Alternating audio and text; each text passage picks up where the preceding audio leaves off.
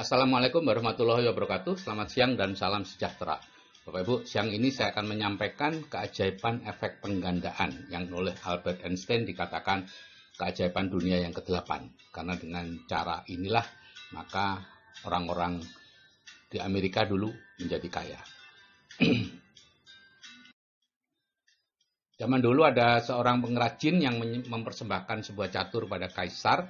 Kemudian dia dipanggil oleh kaisar dan ditanyakan mau minta apa. Dia minta sebutir beras ditaruh di kotak pertama, 2 butir di kotak yang kedua, 4 butir, 8 butir, dan seterusnya dikalikan 2 setiap kotaknya sampai memenuhi ke 64 kotak itu. Sang kaisar senang karena merasa mendapatkan catur dengan harga murah. Kemudian mulai menyuruh kokinya untuk mengambil beras.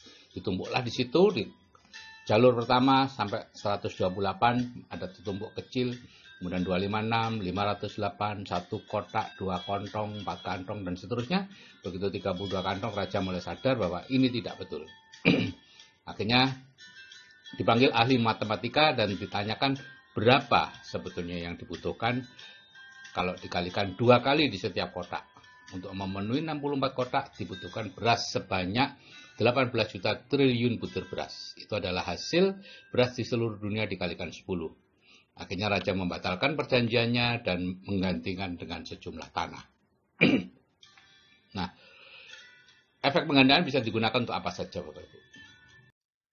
Ya, ini pemanfaatannya. Kalau secara konvensional, bunga berbunga perbankan, instrumen investasi lain, dan semuanya menggunakan itu, yaitu kelipatan-kelipatan, investasi ternak dan lain-lain. Kalau non-konvensional ya networking, ya jaringan konsumen. Anda bisa baca di buku The Parable of Pipeline atau Networking One-on-One dan sebagainya. Banyak cerita tentang ini. Nah, misalnya ini pemanfaatan efek penggandaan pada ternak. Ya, seekor sapi jantan muda seharga 10 sampai 12 juta, kalau dirawat 1 tahun akan berharga 2 kali lipat. Jika dirawat orang lain dengan paruh padi, kita akan mendapat keuntungan 50%. Jadi aset kita akan setiap tahunnya berkembang 150% atau naik 1,5 kali lipat. Nah, misalnya nih, Anda menabung 1 juta sebulan selama 10 tahun. Ya. Dan setiap tahun dapat 12 juta kan, kita belikan 1 ekor sapi bakalan. Maka ini yang akan terjadi, Bapak Ibu. Tahun pertama Anda punya 1 ekor sapi. Tahun kedua 1 ekor sapi jadi 1,5, ditambah 1 lagi yang Anda beli jadi 2,5, menjadi 3,75, tambah 1 4,75, bulatkan jadi 5. Tahun keempat jadi 8,5, 14, 22, tahun ke-7 34, 52, 79, tahun ke-10 118 ekor sapi. Anda hanya membeli 9 ekor sapi selama 10 tahun. Tapi sapi Anda menjadi 118. Atau kita bulatkan 100 ekor, dirawat 50 orang, sudah 50 orang, maka Anda seperti punya 50 pabrik atau 50 perusahaan kecil yang dirawat oleh ahlinya, ya, direktur ahli. Saya kalau menitipkan sapi, saya tidak pernah tanya-tanya dia bagaimana cara merawatnya, tidak pernah saya beritahu harus begini-begini, tidak, itu terserah dia, gitu ya, karena dia punya separuh dari sapi itu. Nanti kita akan lihat aja, beberapa tahun kemudian akan melihat perkembangannya bagaimana. Ya. Nah, kalau kemudian tahun ke-11 dan seterusnya, Anda akan mendapatkan penghasilan pasif 50% kali 100 ekor sapi. Ya, misalnya, mulai tahun ke-11 Anda sudah mulai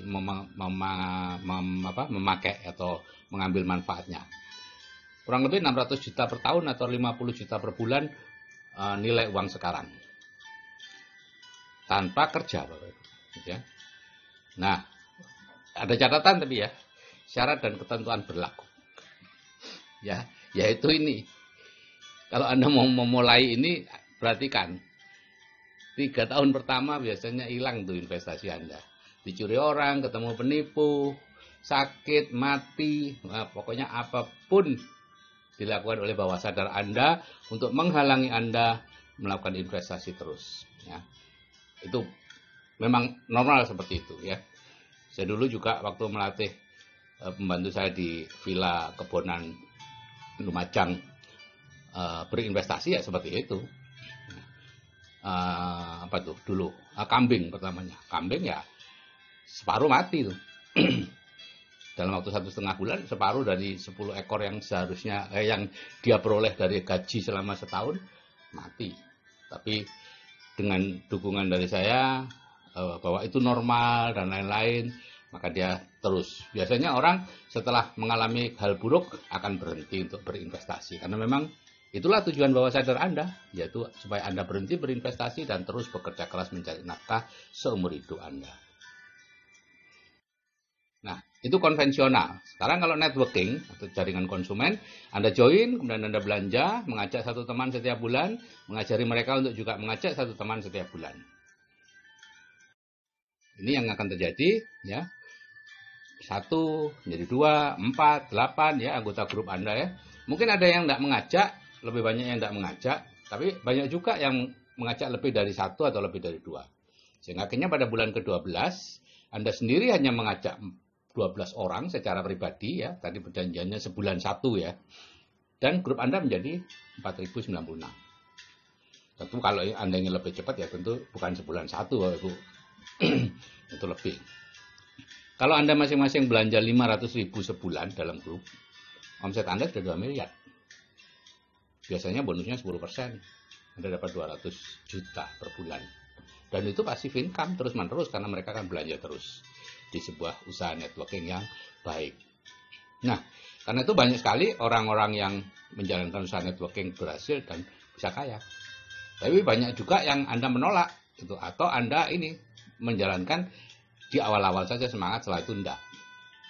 Karena syaratnya ini, Anda harus tahan 3-4 bulan pertama bekerja serius, belum mendapat uang. Anda tahan enggak? Kalau Anda tahan, Anda akan sukses. Kalau enggak, ya sudah, berhenti aja. Kerja lagi seumur hidup. Bapak Ibu, Jack Ma pada waktu membangun Alibaba tahun 94, itu 3 tahun pertama dia tidak mendapat uang sama sekali dari Alibaba. Ingat ya, bukan tidak mendapat untung ya, tidak mendapat uang. Karena dia memang tidak menarik uang dari orang-orang yang dibantu, pedagang-pedagang yang memasarkan lewat webnya itu. Tapi sekarang Jack Ma menjadi orang yang terkaya di Cina. Dan orang-orang pedagang-pedagang yang dia bantu, ya tetap aja hidupnya seperti itu. Gitu ya. Tidak akan bertambah kaya. Nah, itu Bapak Ibu, mengenai efek penggandaan. Tapi Bapak Ibu, hasil akhirnya tergantung isi pikiran Anda. Ya, nanti biasanya kalau saya mengupload begini ada banyak pertanyaan tentang teknik. Pak, bagaimana sapi cari orangnya gimana, bla bla bla. Tidak penting. Apapun teknik yang Anda pikirkan, apapun cara yang Anda pikirkan, tidak penting. Karena itu tidak mempengaruhi hasil. Hasil dipengaruhi oleh bagaimana isi pikiran Anda. Apakah plafon rezeki Anda sudah naik? Atau masih segitu-gitu aja? Kalau Anda anggota BTD atau anggota program lanjutan atau CAA, apakah Anda sudah menyelesaikan programnya?